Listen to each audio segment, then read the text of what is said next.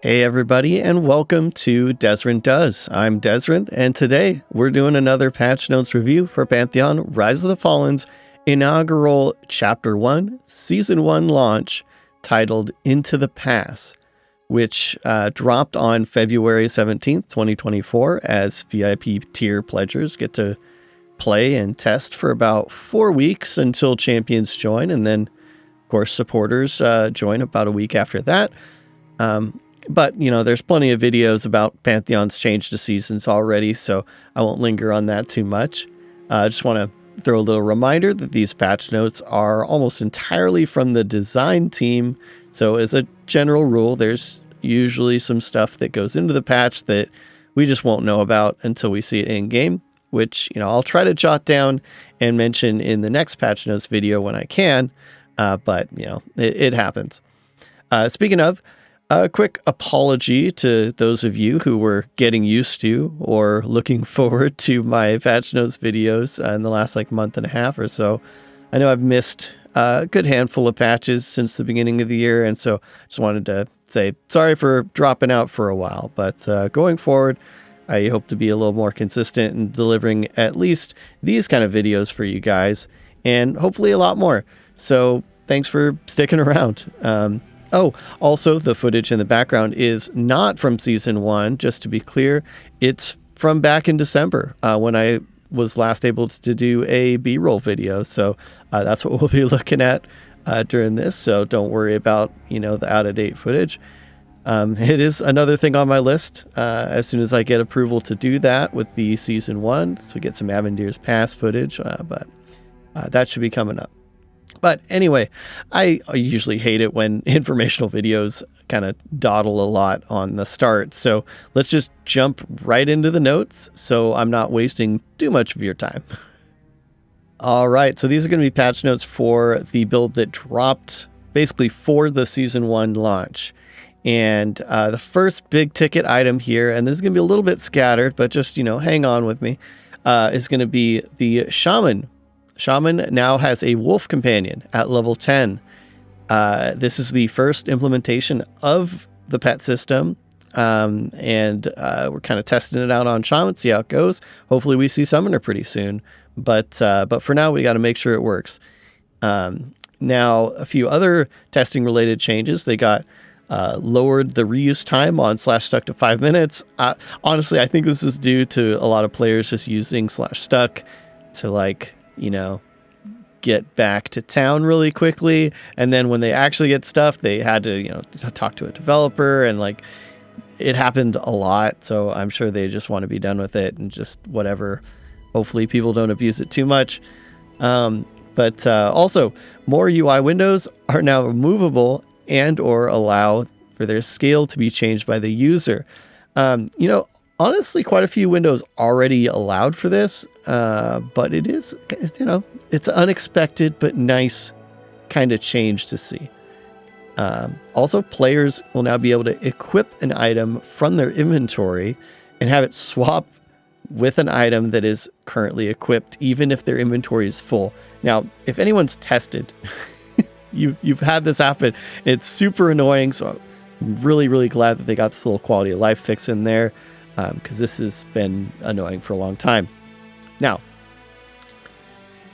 the player window now remembers its position. Speaking of great quality of life fixes, this happens to me every single time because I move my windows around every time I make a new character. And goodness gracious, having it reset every time you log out was so annoying, and I'm glad it's fixed. Now, a little bit of pet stuff. The pet command buttons for back off, guard, follow, and stay now show status indicators for the selected pets.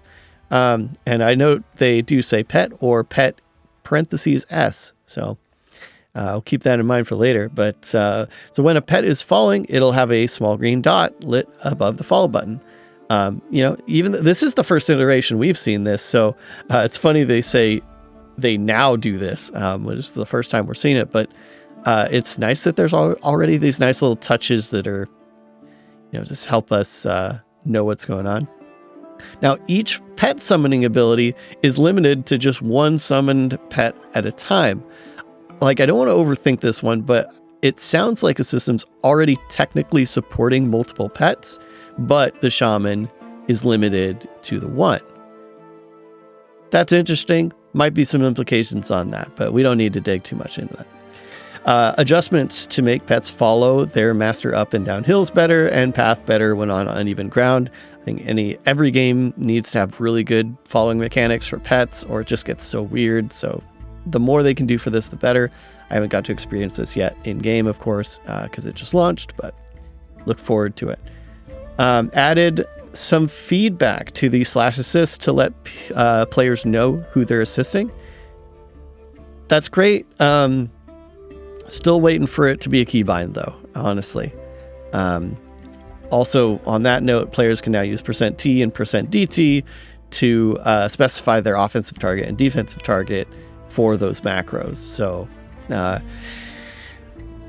macros, a lot of people love them. I just don't like clicking on the button to assist. So please, VR, give us a keybind. Also, some adjustments to the NPC interaction window to better accommodate long task names and multiple quests. Just a little UI kind of cleanup there, which is nice, but it's a little thing. Let's get into some bug fixes. There's actually 2 sections of bug fixes. I'll let you know ahead of time. So, like I said, this one's a little bit scattered. I'm pretty sure this came from a few different people with these notes, so not as organized, I guess. But the juicy stuff will be in here. Just hang in there with me. Now, fixed an issue where tooltips would sometimes appear behind other UI elements. They did fix some of this previously, but not all of it, so they're still kind of chipping away at this. Every instance they see it pop up. But also possible fix for players getting stuck in a release death loop. This actually happened to me several times, like kind of a month and a half ago or so. And it's pretty annoying. So that certainly needs to be fixed. It's annoying even with the death penalty turned off. So, when that gets turned on, that needs to be fixed. So also just some more UI fixes. Possible fix for players getting stuck at the loading screen because their character is beneath the ground. I know a few people this happened to. Made it kind of difficult to, get their characters working. So glad that's getting fixed. Some crash fixes. Fix an issue with merchants sometimes not displaying the items they have for sale. Now, this is a kind of interesting one for me because I'm actually not sure what this applied to. So if you happen to know what was missing, please let me know in the comments because I'm really curious what this was actually addressing. Got some issues with bind stones that they fixed. Partial fix for rain and snow in caves. I like that this is noted as a partial fix, first of all. Because honestly, sometimes a quick fix until later is all you can do. And we do know there's a lot of VFX and lighting work that they have slated for 2024. So this is just kind of a nice thing, while we wait for those bigger updates. Now, let's get into one of the juicy sections, classes. Like I mentioned, Shaman's now able to summon a wolf companion at level 10. They put a specific note here, though, that in the future, this ability will be the result of a quest reward. So for testing purposes, you can purchase it from the Shaman spell vendor for now. It's really great that they give a little bit of heads up on this so that people know what's coming, so that when they drop that hey, you actually have to do a quest for this now. People aren't freaking out, right? So good job on the communication there, VR. Also, Cleric got a new ability. Just a level 3 ability called Barrier. Envelopes a target in a luminous shield for 20 seconds, absorbing damage up to 15% of their maximum health before dissipating.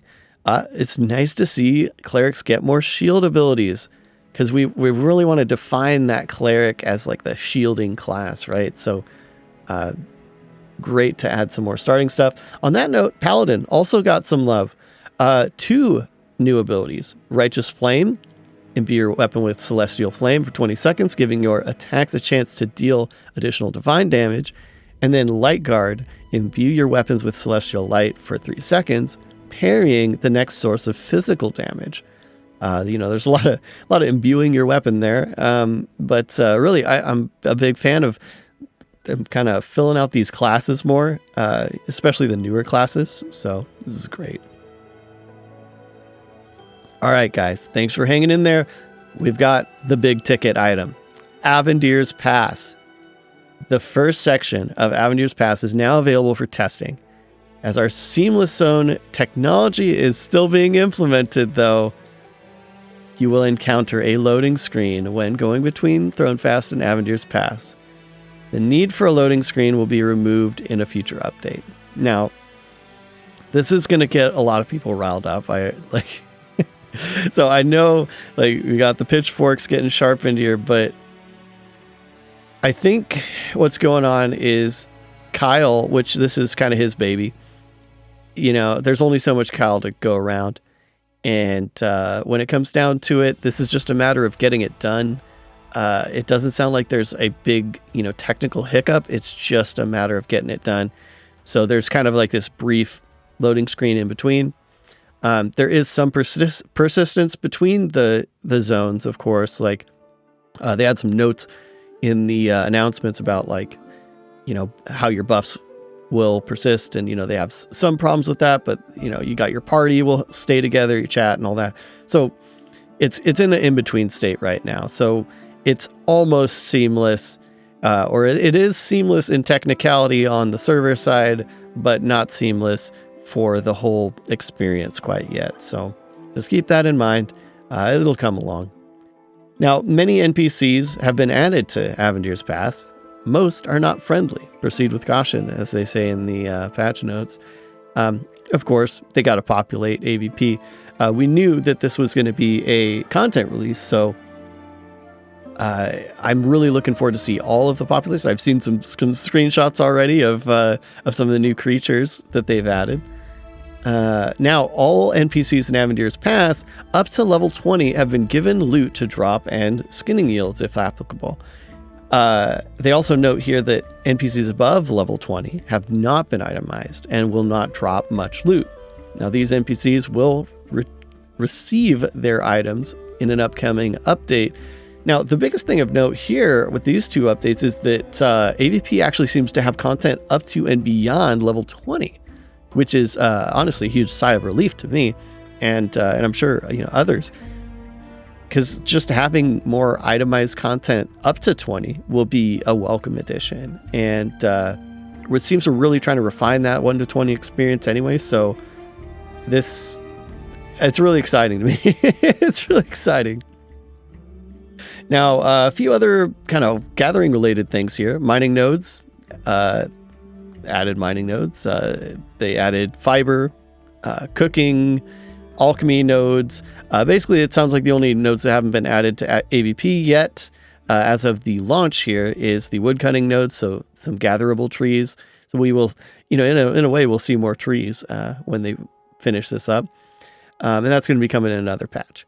Keep in mind, just because this is the start of the season doesn't mean we won't get any more patches throughout the season. They're already planning on that. So we'll see how this gets filled out, and yeah, really looking forward to it. Of course, they added, this is actually, I know our bar is so low nowadays, but the crafting stations have been added to the village of Demeth, and NPC vendors have been added to Demeth in several other areas in Avendyr's Pass. So what this means is we have 2 towns, 2, I don't want to say hubs because that's like a bad word for me, but it's kind of 2 player hubs. And that's going to really dramatically change kind of how we spread around the world. And I'm really looking forward to see this. And it's been a long time since I saw Demeth Village, and I really liked it back then. So also, just as an extra note, several campfires are also added for cooking and alchemy, just around at AVP, kind of how we have in Thronefast. So NPCs, most humanoid NPCs will now drop usable armor pieces slightly more often.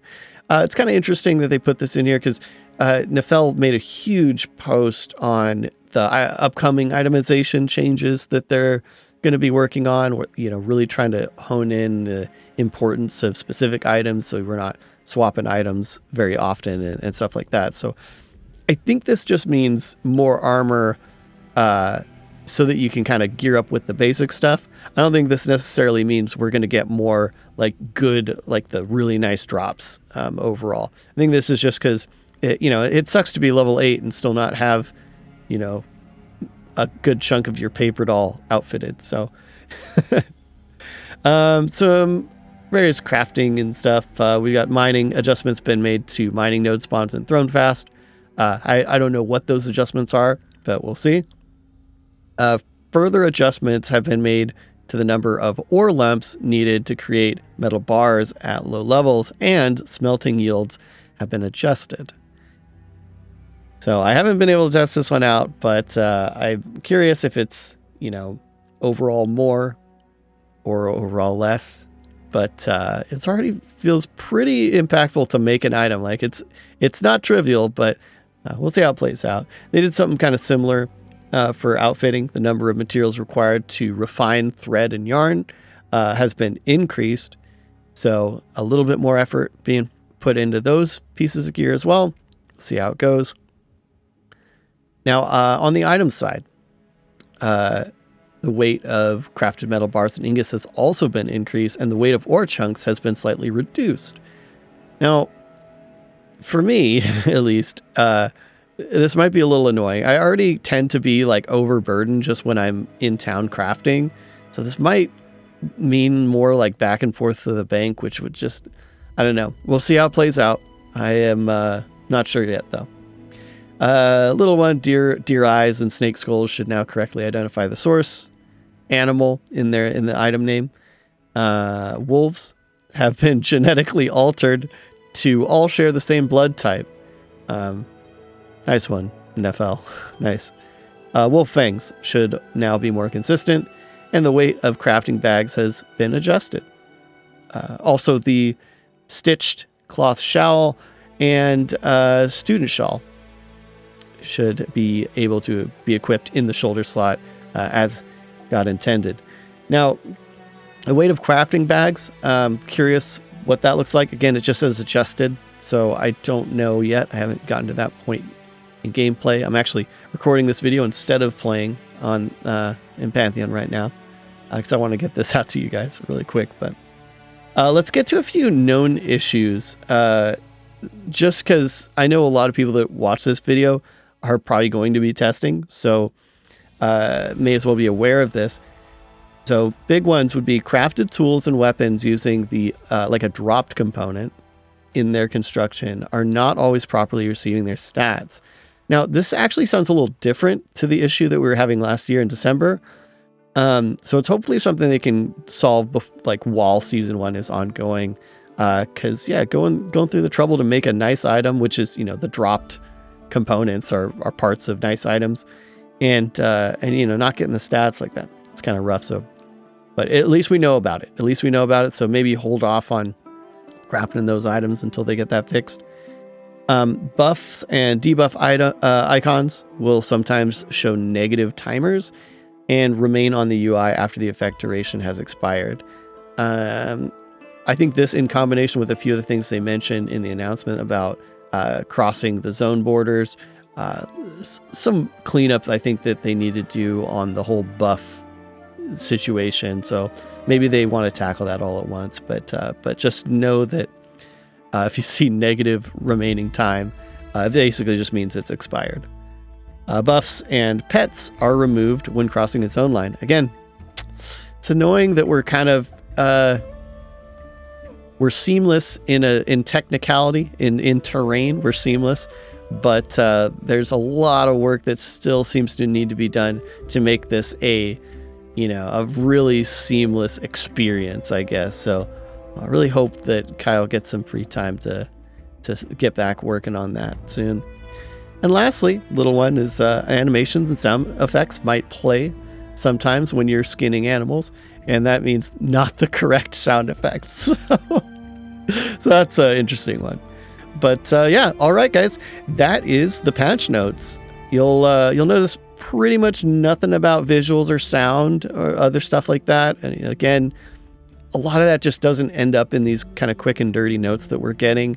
But I do know a lot of work went into AVP from PVL Audio and I'm really excited to experience, the audio side. I know Codeman's been working on VFX. Hopefully some of that work is in this build as well.